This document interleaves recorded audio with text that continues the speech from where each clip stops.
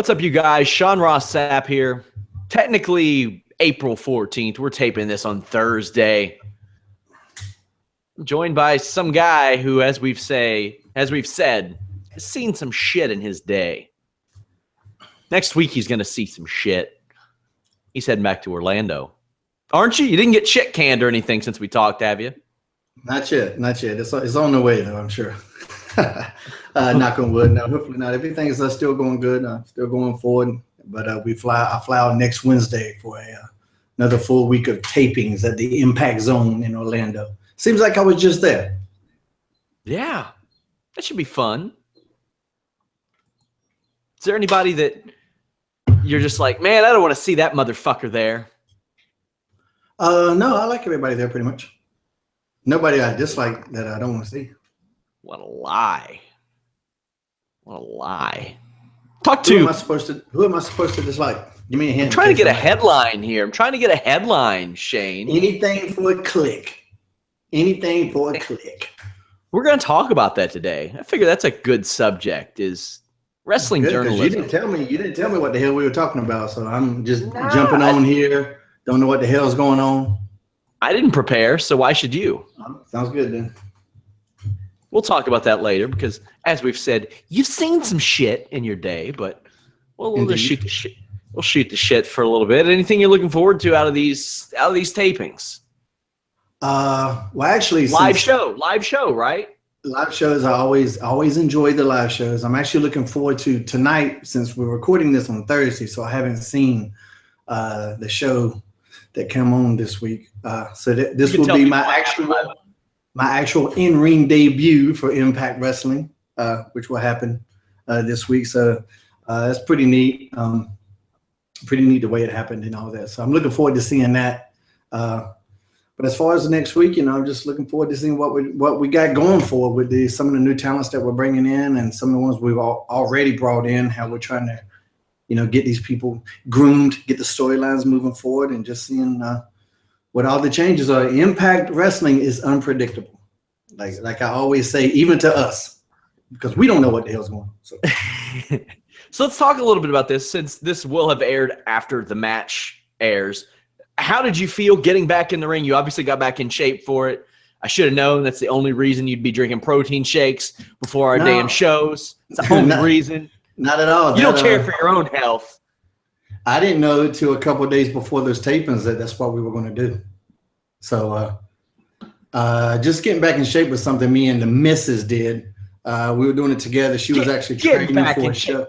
Let's be honest. There was no getting back into shape for the missus. The missus was already in shape. Yeah, she's always looked phenomenal. But as far as championship level, and she just won another 2 championships. I wanted to talk about that too. We'll get to that after this. So getting in shape with her was a lot of fun. I got up to about it was 239 actually last September. Dad bod, full effect, y'all. I remember the Shearer Shuffle video. You were like, "Don't talk to me about the Shearer Shuffle video. I looked horrible." Oh yeah, for sure. So I took the last half of last year off, and when I take time off, I need you to understand. I take time off. That means I ain't doing shit. That means ain't no dieting, ain't no nothing. Just getting fat on the couch, chilling. But it was a happy fat. It wasn't like I was depressed or any kind of shit like that. I was just chilling.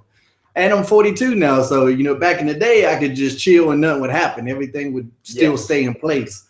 But and two, with the diet that kids have, and I know kids eat cookies and fucking candy and shit all the time. Man. I know it's not great for them, but I'm not going to sit there and deprive my kids of cookies and stuff. So, and if they're in the house, Dad creeps in there. They're gonna get eaten. They're going to get eaten. So, but at the beginning of the year, me and the missus, we got we started training together pretty well, and so everything's looking good. So I hope it looks good on TV. Like I haven't seen anything. I think it's a good motivating thing too. I mean, whenever I want to get in shape for a grappling tournament, I'm like, I tell the wife, I'm like, hey, let's work out together. We can play soccer. We can really do anything. It helps push you. How did you feel physically in the ring? I did see the tweet. Maybe you told me once, you're like, well, I'm not taking any back body drops.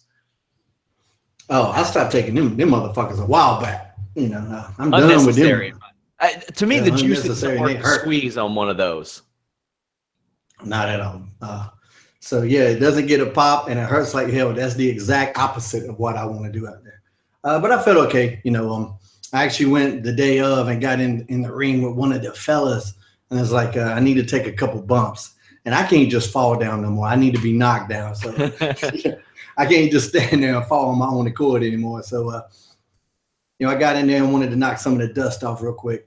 I didn't want my first bump to be in the match in case my body actually broke apart like a piece of glass on TV. So I felt okay, like I say, but I felt like a 42-year-old man. Who'd you get in there with?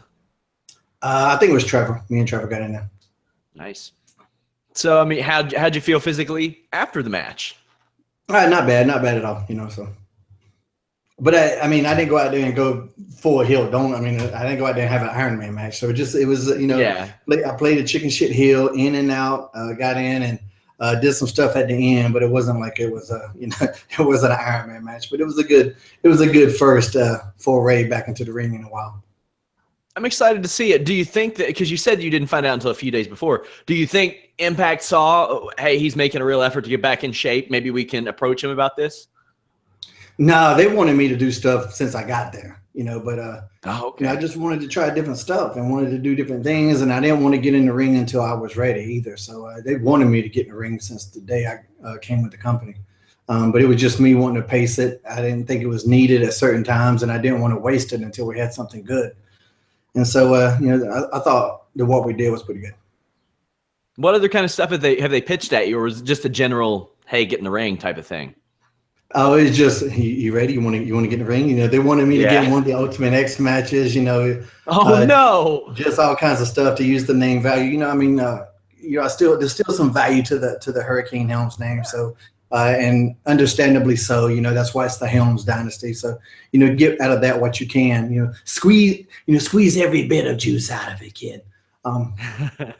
But it was just, especially at Ultimate X, I was like, I don't need to be out there with them flipping bastards. Let them go do that shit. I'll be on the floor cheering Trevor on or Andrew on or something like that. I don't need to be out there doing that shit. But we'll see going forward, because the more I get back into it and I'm starting to fill up the schedule again, I got some stuff in Europe, Germany coming up, and a lot of stuff here in the States, starting to take a lot of bookings again, whereas I was just saying no for, like I said, all of last year. So we'll see if the body holds up, we'll see what happens. Speaking of cheering on, Karen did pretty damn well last weekend, did she not? Hell yeah. Boy, that girl's legs are insane.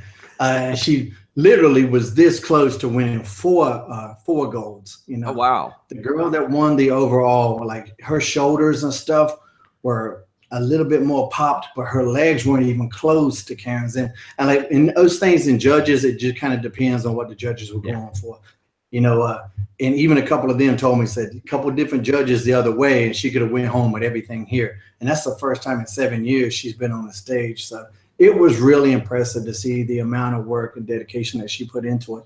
And it gave me a new respect for it, because, in wrestling, people only see when we're in the ring for that, 15, 20 minutes. They only see that little bit of shorter time. They don't see all the hours in the gym and the hours in the car and all the sacrifices you take to get to those moments. Well, man, like that sort of competition is exactly the same, but even a little bit more intense, because they're doing all of this crazy dieting. And man, just the dedication and commitment to that diet is unreal, because it's just so strict, and she's eating shit that I couldn't just eat. Like I could never do it. Like I hate fish, and I got a bad reaction to broccoli. Like just the smell of broccoli makes me physically ill. Like I'll smell it and like I'll start to gag. It's the worst thing.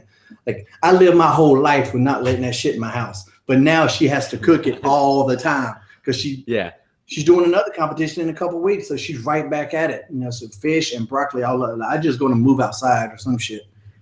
It's always funny when I see The Rock. By the way, if you guys want to check out our show about Shane Helms and The Rock's feud, that's over on Fightful.com under the Shane Helms Podcast. But you'll always see his motivational stuff. Anybody can do what I do. Anybody can do it. Just do it. I'm like, motherfucker, you eat 40 pounds of cod a day. 40 pounds of cock. Cod. Oh, Cod. I said that. Pervert. Yeah, that's not everybody can do that shit, man. That is definitely true. You know, and I've always had a good perspective on things. I've worked really hard my entire life, but I've also seen other people work hard and shit just didn't happen for them. You know, so it's always interesting when I hear successful people talking about you can do it too. That's just not true. You're not everybody can do that shit. You're one of the many people I've talked to before who have said, like, Shelton Benjamin doesn't have to work out a day in his life. Like, he just I hate him. He's just like that. I hate that motherfucker with all my heart. I mean, if I didn't love him and he wasn't one of my best friends, I'd hate him. Oh man! Before we get into this wrestling journalism topic, I want to talk to you about Towelgate, or as conspiracy theorists are calling it, Towel 7. Nice. That's actually not bad at all. Towel 7's pretty good. Well, first of all, on the show last week, I picked Cormier. You picked Rumble, so you were wrong again. However, I'm just letting me state what you go on the defense. Incorrect, which is kind of par for the course with you and I on these fight picking things. However, after seeing the weigh-in and seeing Cormier's face and seeing the bullshit with the towel, I went online and then I picked Rumble. So I switched it to Rumble because of that weigh-in, because weigh-ins are generally a tale. I didn't know that Rumble had already checked out, that he was already done with the game. And that's bullshit, man. I think that's worse than whatever people are calling Towelgate. Like, if you're going to retire and quit, man, then let us know so we don't go waste our money watching this half-ass bullshit fight, because that's exactly what it was. You know, go ahead. Buffalo got fucked Saturday night. Yeah, all due respect, he's a fighter, and I've always liked watching him fight. But, man, he was done. That was a very minimal effort right there, man. I was like, and the game plan reflected that. Imagine having the most knockout power of any light heavyweight maybe ever, and that's covering some territory, Shane. I'm talking like if him and Chuck Liddell slugged it out, I got Rumble Johnson there.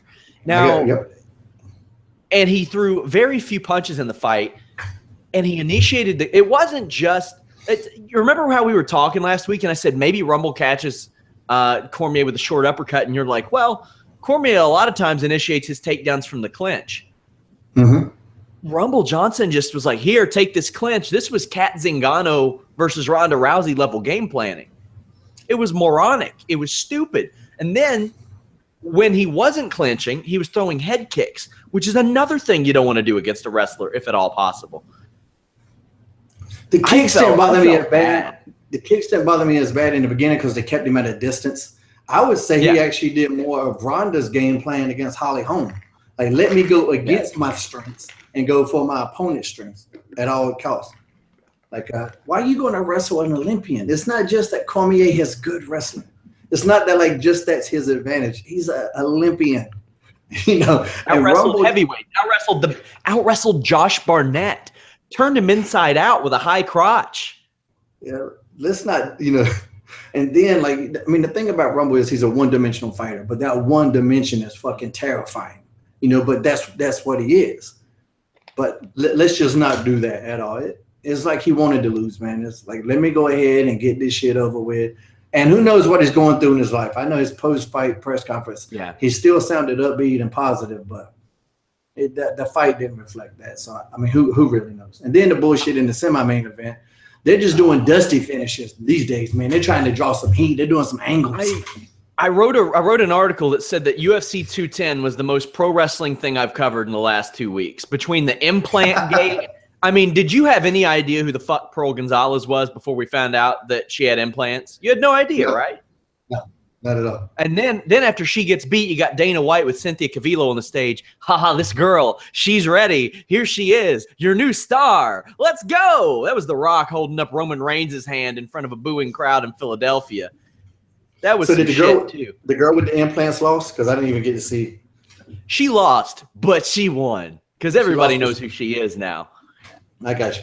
And I was talking to, I don't think, and I'm sure there'll be some female viewers, whatever, that might correct us on this, but I don't think implants bust like they used to anymore, because I think they're more of a gummy bear type thing. And I'm just saying this because I bought a couple pair in my day, and the last pair I bought, where it was the way they were described to us, was that they don't bust anymore. They might crack or something like a gummy bear, but they're designed so that they don't bust and leak into the body. Mm-hmm. So that's, for people that are afraid of them busting or bursting, I don't think that's as big of an issue with the newer ones as it was with some of the older ones. How much have you spent on those in your day? We'll not talk about that, but it was worth every penny. Especially the last pair is my favorite. Oh man, Jesus Christ! This UFC light heavyweight division, it's in a sad way. Patrick Cummins should be the number 10 ranked light heavyweight right now. I don't know why the hell he's not, but if you put Patrick Cummins in the cage with non-TRT Vitor Belfort up from 185 pounds, a half-hearted Vitor punch takes Patrick Cummins out. That's the state of the UFC light heavyweight division. We are one injury away from Shogun Rua getting a title shot in 2017. That's where we are. Do you know who Volkan Ozdemir is? Because he's the number 5 ranked light heavyweight in the world right now. I can't place the name, so I'm guessing no. Exactly. And that used to be, it's still, the 205s are still the most terrifying guys, I think, on the planet. And I say that because some of the heavyweights I can outrun and get away from if they chase me. The 205 guys are pretty fast too. So sure. But I just heard too, I think I heard that Jacare might be leaving after this weekend. He's a free agent. His contract is up. So he might be leaving, and Musasi's probably leaving. Or is that a definite?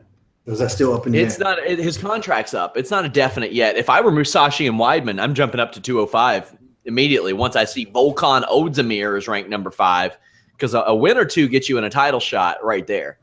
Musashi was offered a title shot last fall against Anthony Rumble Johnson, an interim title fight, but Johnson didn't take it. That makes me wonder if Johnson knew back then that he was going to leave, because he turned down an interim title fight and waited 6 months for Cormier. So it makes me wonder if he was like, no, I want the real title.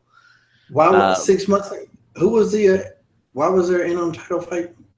Well, it was supposed to, when Cormier got hurt and was pulled from the Rumble fight the first time, they offered Rumble a fight against Gegard Musashi for the interim light heavyweight title. And Rumble said no. And that would have been fine with me, because Musashi, I think maybe he's like 6 or 7-1 career at light heavyweight. Like he's a legit light heavyweight fighter. If he wants his reign. There. What is it? Cormier start his reign as a interim champion. Yeah. So it would be the interim to the interim. Oh yeah. There's a lot of damn interims. It is. So let's get into today's topic. We're going to talk wrestling journalism. Now, obviously, it's how I make my career doing this shit when I'm not talking trash to you. But I mean, you as a guy inside the business who has wrestled, has worked as an agent, you've done podcasts, obviously. I'm sure sometimes you have a plenty different take on it. Me and you have went at it a few times over MMA journalism. Now, you've been involved in some stuff like, your arrest and some behind-the-scenes stuff. How do you feel you were covered in, like, some of your more controversial moments? Do you feel it was fair? Do you feel like you were railroaded? And how does one handle that? It wasn't all fair, but some of it was definitely justified. If you do something stupid and asshole-ish, you get it's going to get out there, especially in this day and age.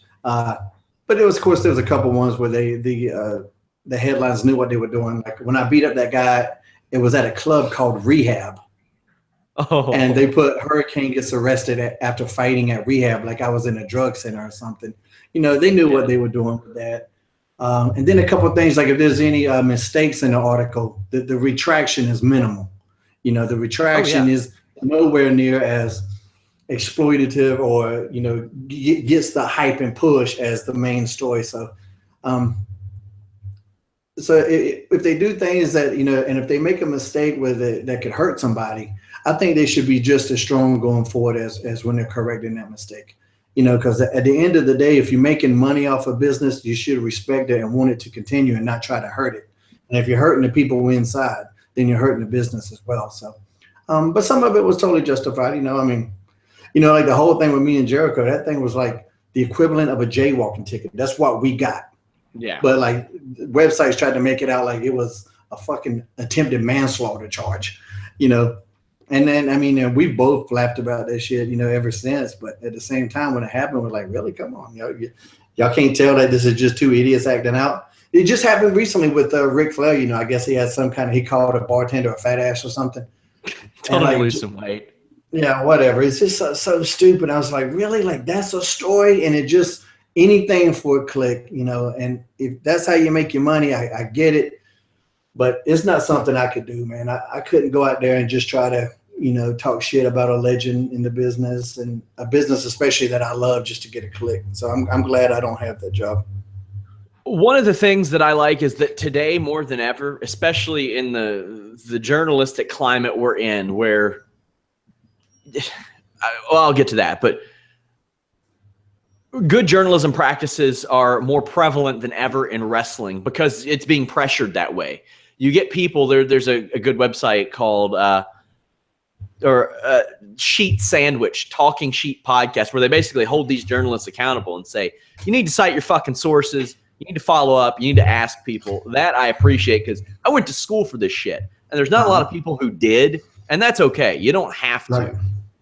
It's not a mandatory. It helped me a lot, but that has changed a little bit. But now we're in this situation with journalism in general. I respect that a little bit more. Like these days, having a damn keyboard makes you a journalist, and I don't agree with it. Yeah. Like, no, it doesn't. Yeah. You're just copying and pasting a bunch of bullshit that somebody else found out. Yeah, and that's a weird thing. Like Dave Meltzer, I respect him. Think the guy's great. A lot of what the one aspect I don't like, a lot of times his opinions are reported as fact because they're not separated in what he produces. Yeah. I think that's a slippery slope. There are websites like, I think it's prowrestling.net and people like that who put their point of view separately below. Yeah. I think that's fair. It may show your bias towards an article, though. With those situations that you experienced, how often, now granted, a couple of these situations were before social media was so prevalent. How often did websites reach out to you for comment? Very few. I'm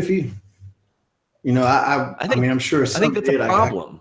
I couldn't really recall it. Yeah, and that's the thing too. Like when we'll just stay on Meltzer since he was the one. Like last year or whatever, the first couple of months after I got to Impact, he kept talking about this bad morale backstage, and I was just like, no, I'm back here. There's no bad morale backstage. Well, my sources and all this bullshit. And I'm like, well, I don't know who your sources are because you won't give a fucking name. I'm giving you a name. Like I'm telling you I'm there. I got a name in this business, and I'm telling you I'm back there, and that's a fucking lie. And so, yeah, I don't like that whole, because anybody could just say my sources and you don't even know if they're telling the truth or not. I got no reason to suspect that he was lying, but at the same time, it was a lie because I'm backstage and everybody's kind of fucking chilling and having a good time, and I will add to that, like I always say, there's always somebody pissing and moaning about something, but that's any job. Even when things are going great, there'll be with somebody somewhere that's got, bitching about catering or whatever, might tick them off that day. But, like I really came forward and that turned into me attacking Dave, and like, not at all. Dave has never really bothered me. I've met Dave and he's always nice to me and everything. So, but very nice. That particular, episode, whatever, I was like, man, that's really weird, because I'm telling you, I'm not an unnamed source. I'm a source who actually has a name, and I'm telling you that that's not the fucking case. Why are you not believing me? So strange. Well, during Impact tapings, generally throughout the tapings, I'm talking to at least a half a dozen people. Now, I'll go ahead and say, generally, Shane's not one of them that I'm talking to about the backstage stuff. I think that's a pretty big fucking conflict of interest. So I'll bullshit with Shane a little bit. I'll tell him, watch out for the guitar shot or some shit like that. But other than that, I'm not prying Shane for info. I think it's really important in a situation like that to not generalize, because I could talk to one person and they're fucking miserable.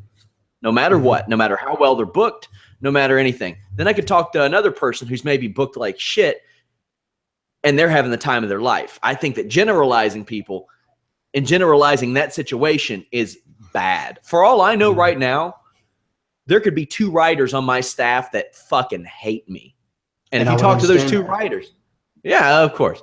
And if you talk to those 2 writers, you could say, well, the morale is pretty shit. But then if you talk to the rest of them, it's easy to say one person I spoke to isn't that happy in the company. That's not a lie. I'm not saying that he lied or anything, but the generalizations are dangerous anywhere in the world. Has there ever been anything outside of that you've read about yourself that you're like, well, that's not true? Yeah, I read that. I think you saw it. You like the site, the Sportster site. That site is fucking hate garbage. Them. I don't. You like them. You like them because I got it on Facebook because whenever those jackasses pop up on my page, for somehow it'll say liked by Sean motherfucking. Oh, well, Sportster and Sportskeeda, I keep on there to make sure they don't steal my shit, if you want me to be honest. And The Richest, I keep them on there to make sure they're not copying and pasting my shit anymore because I've caught them all 3 doing it.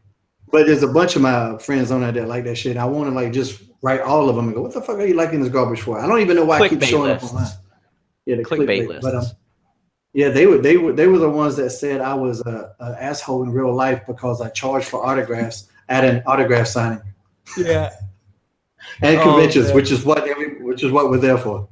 What you should do is just set up at an airport and just chill there. Since people are going to show up with the stacks of 8x10s anyway. Yeah. Just do them for free at the airport all day. Just set up a little stand. You can have your Virgil wrestling superstar background. You're good to go. That same article said I beat up 3 people at one time, though. So even though that was incorrect, I actually kind of appreciated that one. At least they're hyping me up a little bit. But I beat up 3 fans. How about this? I don't even know why. Beat up 3 people at once. That's happening on Impact Wrestling this week. Boom.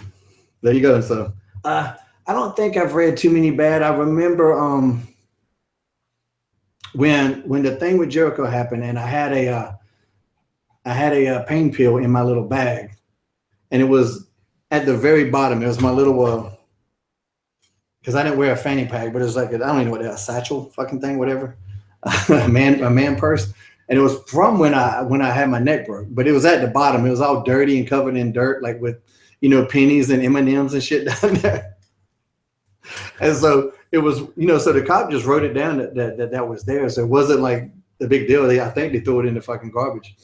But there was one website that, 1 or 2, whatever, that said when it came out that I also found drugs on him, like drugs plural, and tried to really blow that up when it was just one thing, as if it wasn't really well known that I had just came back from a spinal fusion. Yeah. So there should have been like a lot more if I'd actually fucking been taking anything. But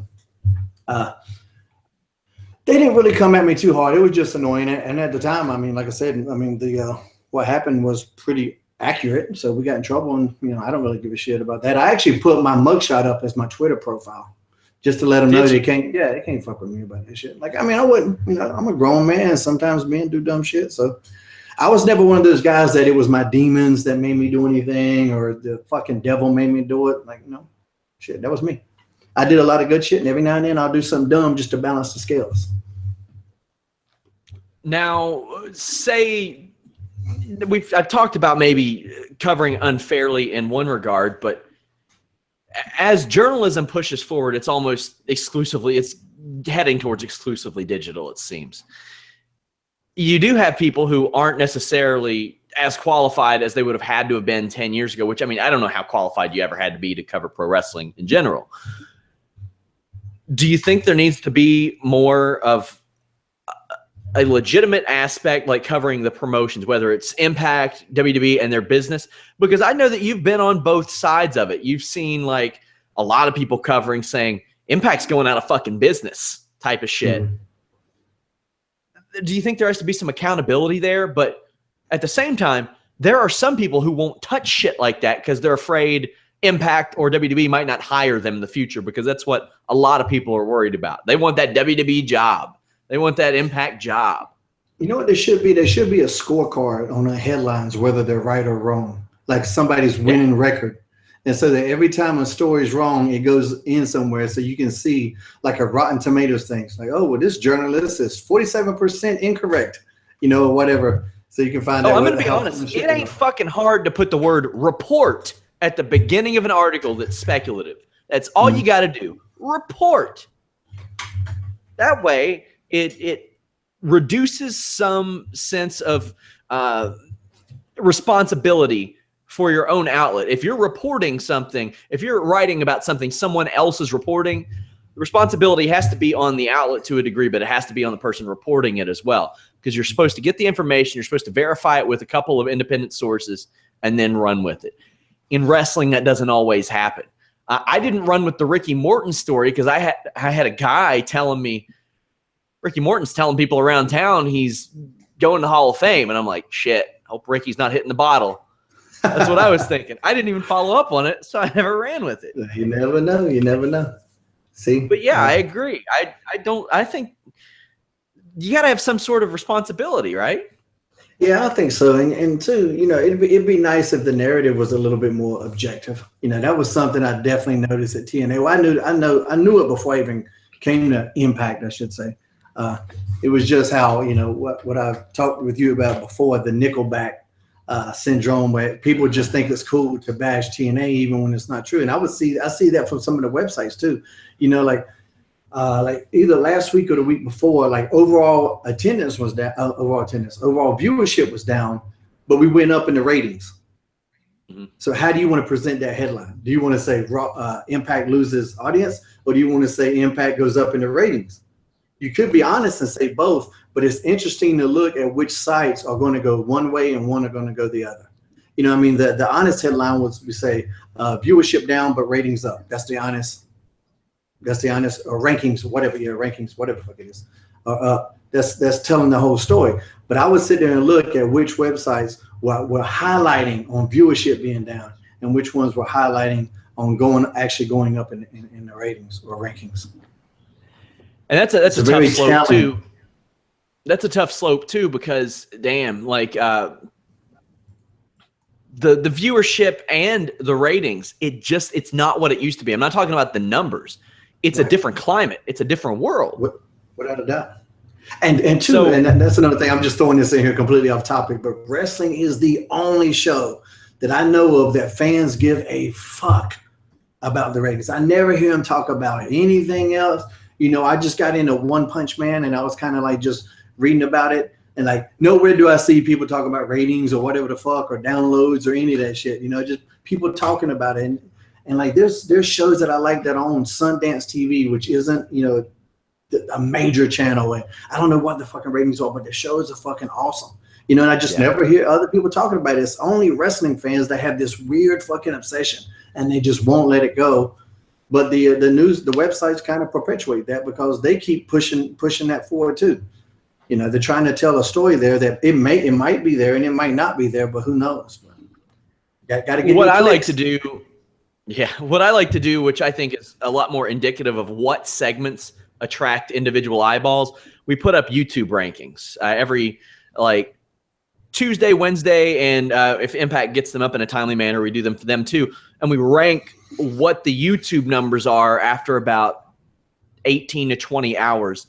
And you get it a little at the same time as the viewership, but you see what people are going out of their way to click on and watch individually. Like Nakamura last week, his debut blew up, and his segment with Dolph Ziggler blew up. Some 205 Live stuff didn't do necessarily as well. It shows you that the casual fans don't necessarily know what that is. Right. That's another thing that has to adapt. Like wrestling journalism has to adapt as the wrestling business has to adapt. And I feel like a lot of times it hasn't necessarily done that. What's the talk, or is there any backstage and Impact like about ratings, numbers, social media, figures, anything like that? It doesn't come up a lot as far as ratings and stuff. Not that I hear it, but I know, everybody wants the numbers to be up because you want more eyes on the prize, no doubt about that. So that's, to that aspect, I always understand what we're going for.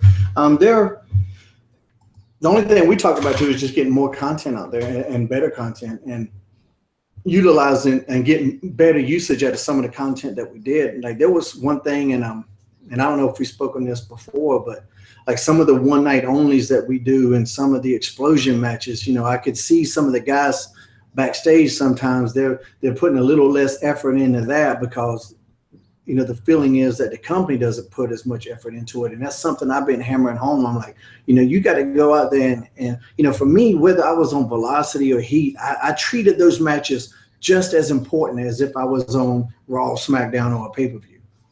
You got to be proud of every second that you're out there. You got to be proud of everything that you put out. I don't think you can go throughout my career, pick out a match and go, oh, the Hurricane called it in on that one. No, he really dialed it in. No, you cannot do that with me. I went out there every single time, and that's something I really try to stress with guys, especially if I'm the agent. And if I think they're half-assed, and when they come back, I'll let them know. I'm very vocal about my shit sometimes. Well, most of the time I'm vocal about it.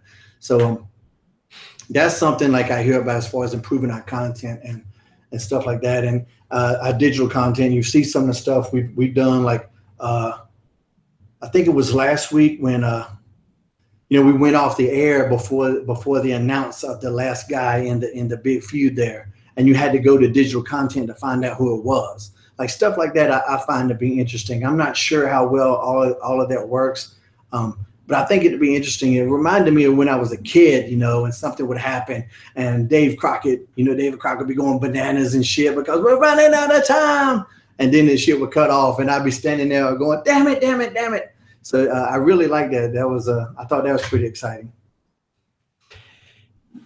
I think that it's so crazy how the climate has changed.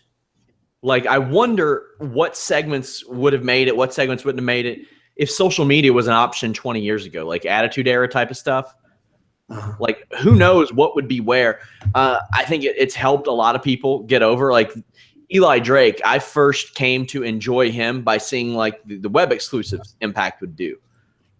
Things like that. Mm-hmm. I was like, man, this guy he's really fun. Like I enjoyed his mic work. I thought he was kind of different, kind of reminiscent of some of the guys that I'd liked in the past, but of his own way. And I don't think enough of that is really taken into effect when numbers are reported. I think that social media engagement is important, but it's so hard to quantify. It's so hard to measure that stuff. Are there any other tendencies you see, like wrestling websites, news sites, using like that you're like, that ain't right? Other than the obvious clickbait ones, which are. They'll put up a headline, but it's really a fat burner product that they're trying to sell. Yeah. And I fall for those motherfuckers all the time because it'll be something that I'm interested in, but then they're just trying to sell me a fat burner. And I'm starting to get a complex about it because, man, I'm not fat anymore, but you're making me feel that way. Just the overall negative thing, really trying to go for the bad news instead of the good news, and that's almost something that you kind of have to go with because bad news moves faster and it makes more noise than good news. But I wish that these websites would realize still too that you're making your money off the business. So why not help it some, even if it doesn't help you as much as some of the bad news is. You're still making money off this industry. Why are you trying to tear it down constantly? Why is that the main objective, to report the bad news, man? Whenever something's good goes on or you hear a good story, how about blasting that just as much as you blast, pages, fucking pictures or whatever, or all the other shit that goes on, or Ric Flair, whatever, calling a bartender a fat ass. Who gives a To play devil's advocate, I mean, good stuff's supposed to happen. People are supposed to be good to each other.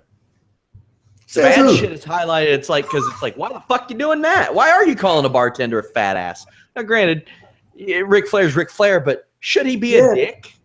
That was just a Tuesday for Ric Flair. That's the world champ. Did they not see him? Have they never been introduced? I was like, but that just happened because it was Rick. Anybody else, it's a non-issue. And it's like, it is what it is, I guess.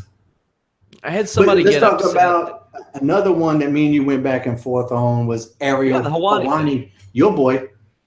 My boy. Spoiling the Brock Lesnar thing. Like that to me, like I still stand that was a dick move. Okay, so explain to the people what happened. it was well, it wasn't UFC 200. It was ahead of UFC 200. I can't remember the precise event. Forgive me, guys. But before the event, Ariel Helwani revealed that the UFC had been negotiating with Brock Lesnar. He was ejected from the event along with his videographer and photographer and banned by the UFC because they wanted to break that news on the air. Shane didn't take kindly to Helwani's actions. I said, you know what? I see his point. He's a journalist. He has to report it. They wanted to drop the news as a surprise on their own. Fortunately, guys like Joe Rogan, he hadn't seen it. So his reaction to the news on air was legitimate. That was kind of cool. Now, Shane, I'll say this because I've been on both sides of the fence. I've reported some stuff that is supposed to be surprises, and then I didn't. Like the Ronda Rousey WrestleMania thing, I had that. I told my boss, and I said, I'm not going to report it because I don't know what good it could do 2 to 3 hours before the event. Mm-hmm. I don't know, like, what – I mean, it'll get us some clicks, sure. He was at the event, and he was like, do what you want to do. I didn't, and I'm glad I didn't because that was a really cool moment. Now, do I think that my story would have gotten out to 100,000 people? I mean, online, sure. I don't know if it would have affected those in the crowd. Who knows if that could spread like wildfire. I don't know if this affected UFC's announcement that much. If anything, I felt like it helped it because our social media engagement from the time Helwani had announced that throughout that event shot through the roof. Because people were anticipating it. But I know you felt strongly in the other direction. How did you feel about the situation? I definitely hated it because, I mean, I looked at it from the promoter standpoint. Like if I'm running a show and I got this surprise built in that I want to give to my audience, that paying customer, not social media that's sitting at home and there's no way to verify whether they're contributing $1 fucking to the product at all. So no matter how much that social media blew up, there's no way to, like I said, quantify what did that mean in dollar revenues for UFC. That don't mean shit for them at all. So you got these customers in attendance that you have planned this big announcement for to give them this moment to reward them because that's what that's for. And then some jackass goes and spoils it. Well, ultimately, Helwani is a journalist and he works for MMA Fighting. He's got to justify that salary somehow. I mean, yeah, I mean, like I said, I get why he's doing anything for a click. But if I'm that promoter and you go and you fuck my show up, and it took away the surprise element, especially like when people was like, man, it got spoiled for me. Because I heard that too. I heard a lot of people was talking about how, because they're looking at their phone and for whatever reason, and maybe they should have just been paying attention to the show, but you've been in UFCs. There's downtime in between shit. The fights don't happen one after the other or as quick as you might see on a pro wrestling show. There's a lot of fucking downtime in between fights sometimes. So, I mean, like I say, I'm a promoter and I've promoted shows and I've done shows and I've had special appearances where I want that crowd to get that genuine reaction of this person coming out and not knowing. I want that. But then if somebody went out there and told everybody right before my big special surprise, that would piss me off. Without a doubt, because you're ruining it for them. You're taking away something that I'm trying to build. So that's definitely a fuck you to me. That's how I would take it. That's how I took it then. I wish I could remember the event. I feel like it was maybe UFC 199, Rockhold versus Bisping. I think that's what it was, but I can't really remember. But I do remember that when it was announced, as it was announced, on a wrestling website at the time, which I worked for, engagement during a UFC show hit or miss. But when the rumors started circulating, the boards went crazy. The attention. Any rumor about Brock Lesnar, the boards go crazy. But did a bunch of people go buy that fucking pay-per-view just because of that? Maybe. No. 320,000 people bought it, and that was not the number that they were expecting for Rock. That was because of Brock. You think that was because of Ariel Helwani's fucking tweet? Well, they didn't announce the Brock thing until midway through the pay-per-view. People weren't buying the pay-per-view at 11:30 at night. So you're saying people went and bought it after that? Ariel Helwani announced this well before the show. He announced it that afternoon. No, I'm talking about the actual Brock Lesnar pay-per-view. Oh, well, I'm talking about the 199 show, I think, that they announced it on. Well, I don't think they would. I mean, over a million people bought the UFC 200 show, and that was because of Brock Lesnar. Yeah, a million people bought that show because of Brock Lesnar. Yeah, probably 1.5 would have bought it if John Jones hadn't went and fucked up. But you live and you learn. True. That's a tough situation because you have to weigh as a journalist. You have to weigh things. Now, the situation Ariel Helwani was in at that point was he got banned and his outlet got banned, and they are a very respected outlet. But wasn't he also on the UFC payroll at one time? What I was going to mention. Oh, go ahead. He worked for Fox, but when he got his checks, they came from the UFC, which he mentioned. That's a big no-no. And you take your media ethics class, which I did, and they say don't do that shit. And if you do that shit, disclose that you're doing that shit. Because there's nothing wrong. Hey, if WWE wants to pay me, there's nothing wrong with that, but I need to disclose publicly. I'm being paid by the WWE. Anything I write about the WWE has that stigma, has that slant, has that concern. Like maybe there's some bias behind this. That wasn't the case with Ariel. I mean, he disclosed it and after the fact, but he didn't disclose it during the fact. I do think that's an issue. Mm-hmm. Yeah, I could see that question in his journalistic integrity. I mean, we're not hiding the fact that you work for fucking Impact. I do, but I think too, like the story about the Brock, I just don't think it was that big of a fucking story. It wasn't like no groundbreaking. It wasn't like he found a cure for cancer. He just found a fucking story. It was a huge story. No, it was a surprise. It was giant.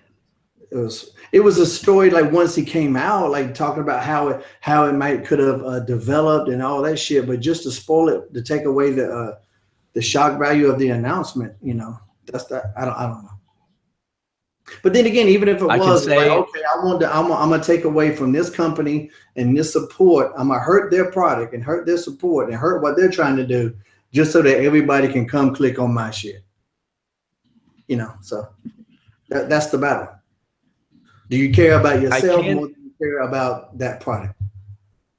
I can say that Brock Lesnar in negotiations with the UFC was one of the biggest, probably the most visited articles I ever wrote in my entire life. And that was secondhand. That was just based off of Ariel Helwani's information that came out. Like, it was huge. I mean, probably up there with the CM Punk Thanksgiving night shoot interview. That was a big one. And then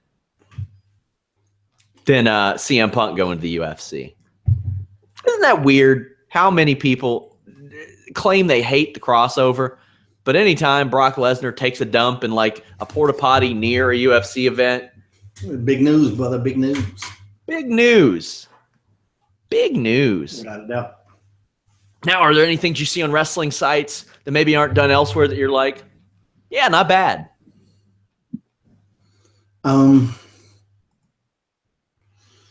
I mean, there's a lot of stuff. I don't look at them nowhere near as much as I used to. When the whole web thing first really exploded, like there was just so much positivity. It was like Entertainment Weekly. Like I like the entertainment industry, and I like how Entertainment Weekly, there's a lot of little features in there which are just fun, and you're showing a lot of cool stuff that goes on. Mm-hmm. But I mean, honestly, how many sites can you look at and see an overwhelming amount of positivity or amount of fun stuff or just cool shit, You can't just slob the balls of every promotion. You got to report the facts. You got to report the news. I'm not asking you to slob the balls, but you ain't got to jam nothing up their ass either. You know what I mean? You're making money off of this business. People are into that type of shit. You're making money off of this business. How about like trying to help it out a little bit instead of just fucking leeching off of it? Well, is that a novel idea? Let me be respectful to the business I make money off of instead of taking away from it and jabbing it constantly. Should the writers during the baseball steroid scandal, should the writers not have written about that because they're living off of baseball? Should they have not covered the steroid scandal? I mean, I think that's a very one thing. You look at the negativity about pro wrestling, and it's all the fucking time. It's not just one little story here and there. It's all the fucking time. It's constantly. Like I say, they just fucking wrote a story about Ric Flair calling the bartender fat. Who gives a fuck? That bartender was fat. Well, he just kicked it. I didn't get to see him. He was kicked out of the bar. That's why it happened. Had he just called him fat and that would have been that, I don't think it would have been written. But he got kicked out of the bar. Was it Cheers? See, if it was Cheers, it would have been a good story. Give me an estimate. How many bars do you think Ric Flair's been kicked out of in his life? I don't know. You got to sit there and do some. You got to look like Zach Galifianakis in The Hangover when he's counting cards when you're figuring that one up. What even made him mad? Because I didn't click on it, and I'm speaking kind of out of turn, I guess. What even got him mad about the? It's like 40 years, 300 nights on the road a year. He goes out. No, what got him mad? Why did he call the bartender fat?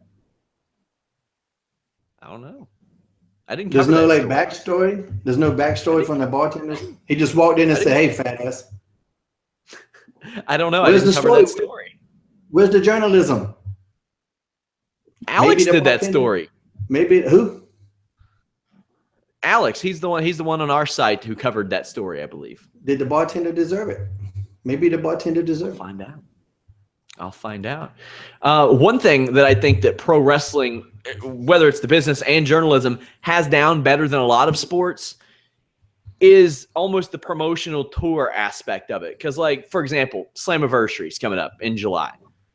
When Slammiversary happens, you're going to see a lot of fucking interviews with TNA wrestlers going around a lot of different sites. It's not like it used to be. You got to reach out to them, TNA. Amy Zach, where are you? Get in my inbox, lady. Come on. But and the thing is, you can ask them about a variety of different stories. Whereas on the talk show circuit, like your Jimmy Fallons and stuff like that, these people know what's coming. They know, and it's the fluff stuff generally, and you can't really ask them about anything. When you're promoting events for pro wrestling, you pretty much have free reign to ask these people what you want. You may get a work answer. You may get a real answer. You never know in that aspect. But that's an aspect of wrestling journalism that I think is ahead because, like Kobe Bryant's doing, I don't know what the hell, he's got like some documentary project going on. First Take does it well. First Take's able to ask him a lot of stuff. But if he sits down on like Jimmy Fallon, he's going to know every question coming his way. Which one do you think more people will watch? It depends. If LeVar Ball pops up in the middle of Kobe Bryant's interview on First Take, then more people are going to watch First Take. Really depends. If he says something controversial. Are you sure about that? Maybe. It depends. So I don't know. Are you sure about that? You can't say maybe. Is he out there lip syncing with Jimmy Fallon? It just depends. Saying.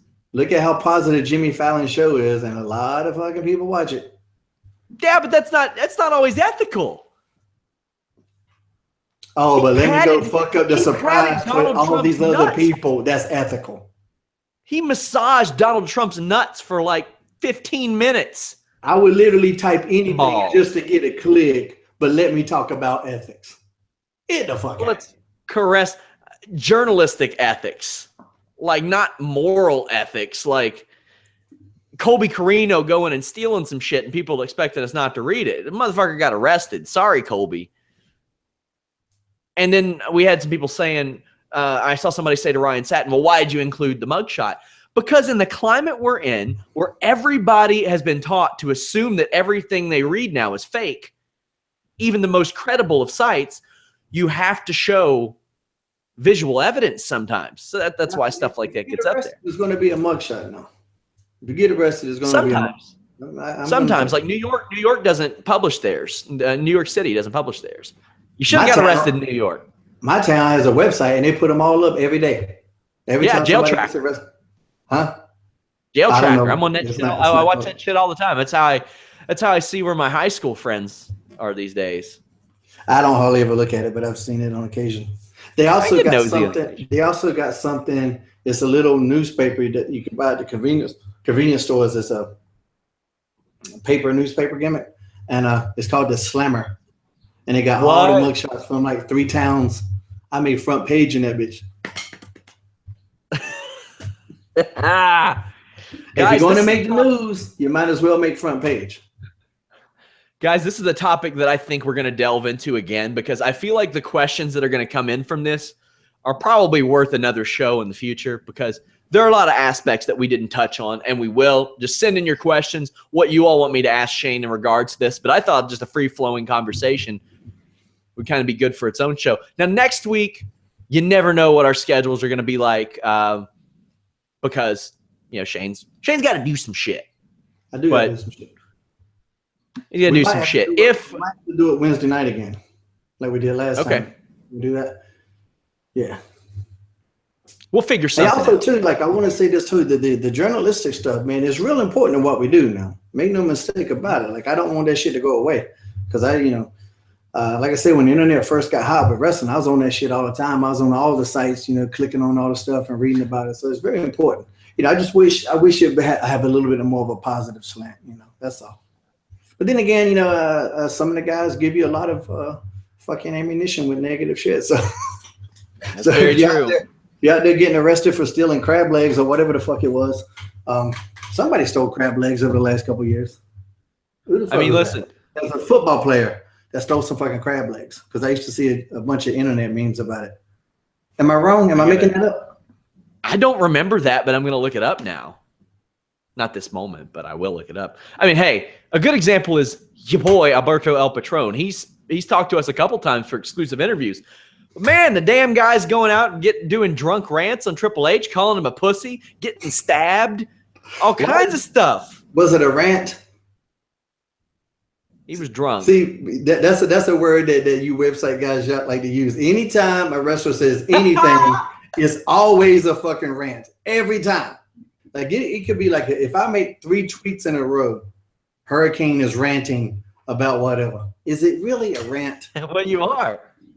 Is it really a rant? Let's see. Here's what he says. I'm close to the next town, Stamford. I could pay a visit to somebody. Stamford's only 45 minutes away. That's where all the pussies live, right? I could go there and knock on someone's door. Hey, big nose with the small dick. That sounds like a rant, man. Yeah, but was he yelling or was he being funny? What does the word rant mean? To me, and I could be maybe I've had this word wrong my entire life. But to me, rant would be yelling and screaming and frothing at the mouth and that type of shit. Well, yeah. It says speak or shout at length in a wild, impassioned way. A tirade. Was that what was he? Was he on a tirade? Was he in a yelling and screaming in a? Well, he did say I didn't see it, so I don't big know. Nose with a little dick. Yeah, but like I say, was he trying to be funny? You're laughing. Was he? Was he ranting? I don't know if he was on there like Chris Farley, big nose and a little dick. I don't know if he was doing that. See, that's how you spin the narrative, though. Where can the people follow you on social media? Anything for a click. Get out of here. We're not like that. Anything for a click. Now, please go to @ShaneHelms.com and read all my tweets because I'm a funny bastard. Also, go to @ShaneHelms.com on Instagram because I'm a funny bastard on there. Man, God, some guy got mad at me today about the United thing. It's amazing what gets people fucking mad. I put up a United because they're fucking hilarious. And some guy got triggered by that. And of course, anytime somebody don't like what I say, they got to attack my career. And it's always somebody weird. Yeah, it's always somebody with 30 fucking followers telling me I didn't have a career. I'm like, I'm still in the business. I've been in the business over half my fucking life. How is that not a career? It's just weird shit in general, man. What the fuck? Did you need to be Bruno fucking Sammartino? I don't know.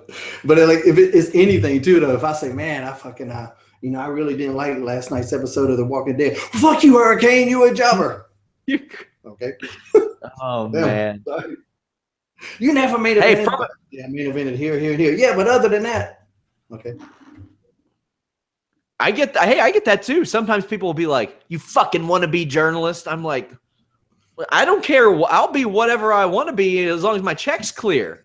I don't care if you call me a podcaster, a hack. I don't really care. My checks pay the same. Yeah, I want to be. I went to school for it. I honestly did want to be a journalist. That's what happened. That's why I enrolled. Damn.